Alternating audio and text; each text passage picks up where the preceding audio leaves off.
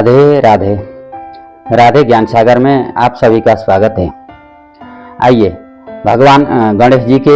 गणेश उत्सव के 10 दिन के अनंतर की जो समय चल रहा है, इसमें मैंने पिछले वीडियो में आप लोगों को कहा कि भगवान गणेश जी की पूजा आराधना कैसे करनी चाहिए, किस तरीके से भगवान गणेश जी को घर में ला करके प्रतिष्ठापित करके उनकी प्राण प्रतिष्ठा के द्वारा 10 दिन तक पूजा अर्चना किया जाता है और उसके पश्चात भगवान गणेश जी के जीवन चरित्र और उनके विशेष करके हाथी के मस्तक से हमें क्या क्या शिक्षाएं मिलती हैं, और साथ में कलंक चतुर्थी की कथा भी मैंने आप लोगों को पिछले वीडियो के दौरान बताया। इन सब चीज़ों को जानने के लिए आप लोग चैनल में जा करके देख सकते हैं, वहां से लाइक सब्सक्राइब शेयर कमेंट भी कर सकते हैं यदि आप लोगों को अच्छा लगे तो। अब हम आज बात करते हैं कि ऐसा जैसे कि कलंक चतुर्थी नाम से जाहिर है कि उस दिन के चांद को, भाद्र शुक्ल चतुर्थी के चांद को जो कोई भी व्यक्ति देखता है उसको जीवन में किसी प्रकार का कोई सामाजिक अपयश या फिर कलंक लग जाता है, ऐसा शास्त्रीय मान्यता है और यह बात झूठ भी नहीं है। क्योंकि पिछले जितने भी हमारे पौराणिक काल में जो भी घटनाएं घटित हुई उन सब में से यह भी शिक्षा मिलती है कि किसने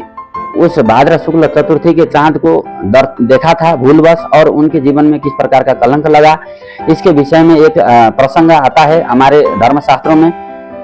महाभारत में कृष्ण चरित्र में इसका वर्णन है। तो आज हम उस प्रसंग को आप लोगों को मैं सुनाने जा रहा हूं। ध्यानपूर्वक इसको श्रवण कीजिएगा ताकि आप लोगों को जो है इससे संबंधित ज्ञान समय समय पर मिलता रहेगा।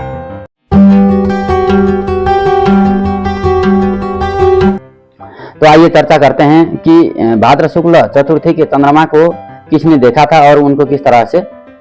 अपयश का सामना करना पड़ा और उन्होंने उसको कैसे निपटाया।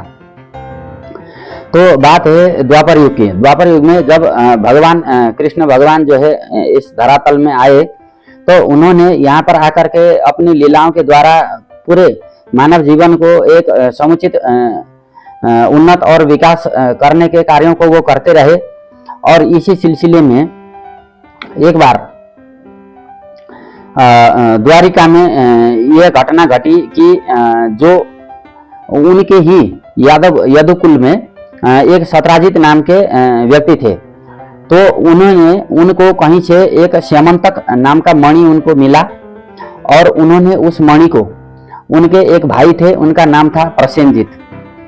तो उस मणि को ला करके अपने भाई को उपहार स्वरूप उन्होंने उनके गले में पहनाया और समय व्यतीत होता गया। तो एक दिन जो है अपने ही बंधु बांधवों के साथ बैठ करके किसी विषय के ऊपर, भगवान कृष्ण जी भी वहां पर मौजूद थे और किसी विषय के ऊपर प्रसंग चल रहा था, चर्चा चल रही थी और सारे बंधु बांधव वहां बैठे थे और प्रसेनजीत भी वहीं पर बैठे हुए थे और उन्होंने अपने स्यमंतक मणि को अपने गले में धारण कर रखा था। तो भगवान श्री कृष्ण ने प्रमोदवश एक मजाकिया अंदाज में प्रसेनजीत से कहा कि प्रसेनजीत, ये जो मणि तुम्हारे गले में लहरा रही है, ये मणि तो मेरे गले में होना चाहिए,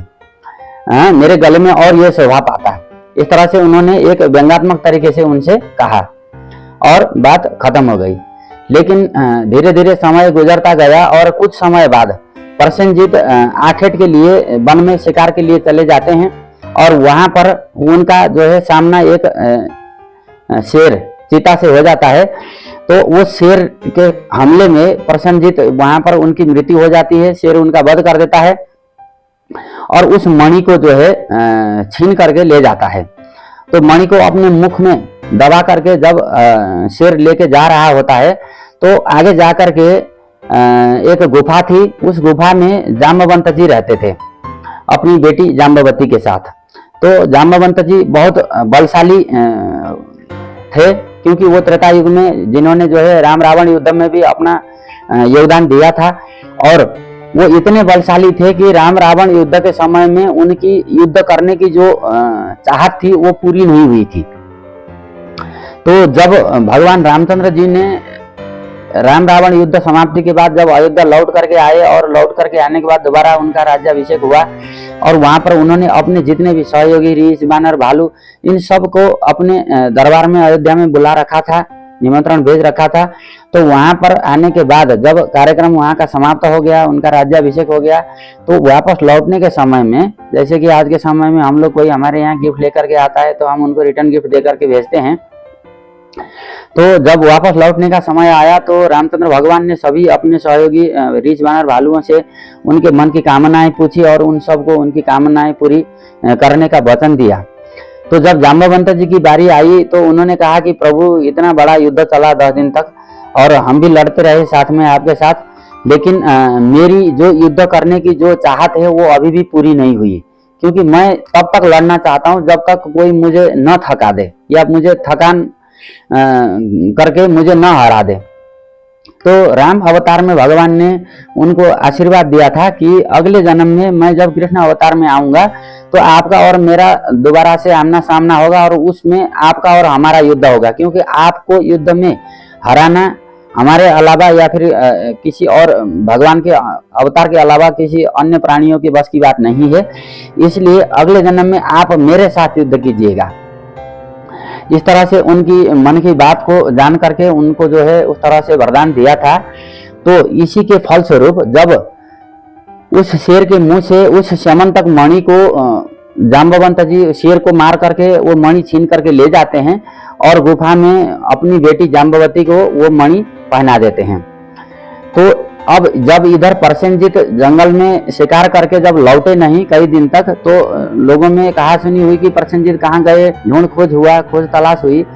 तो बाद में जाकर के पता चला कि प्रसेनजीत की जो मृत शरीर है वो जंगल में पाया गया, लेकिन उनके गले की जो स्यमंतक मणि हार थी वो नहीं मिला। तो लोगों में ये बात फैल गई धीरे धीरे करके, एक र्यूमर जैसे आजकल के जमाने में फैलता है, इसी तरह से एक र्यूमर फैल गया कि एक बार किसी सभा में चर्चा करने के दौरान कृष्ण भगवान जी ने कहा था कि ये मणि तो मेरे गले में शोभा पाती है, तुम्हारे गले में क्या कर रही है।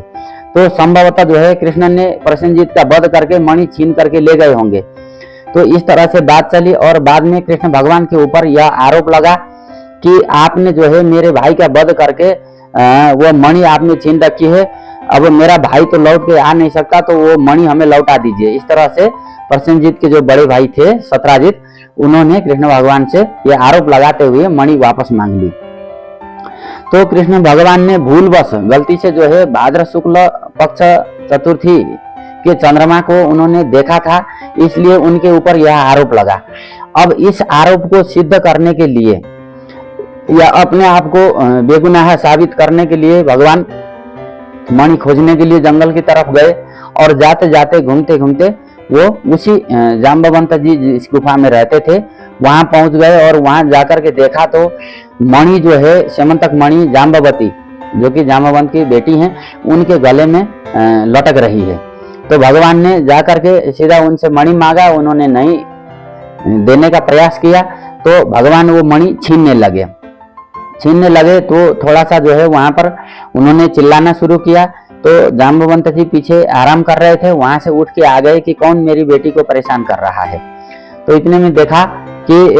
कृष्ण भगवान हैं। अब वो जानते नहीं थे कि यही रामचंद्र जी हैं या फिर यही भगवान जी हैं। तो उनके साथ बड़ा घनघोर युद्ध हुआ और बहुत लंबे समय तक जाम्बवंत के साथ युद्ध हुआ। और लंबा युद्ध करके जब जाम्बवंत जी को भगवान ने युद्ध में परास्त किया, उनको खूब थकाया,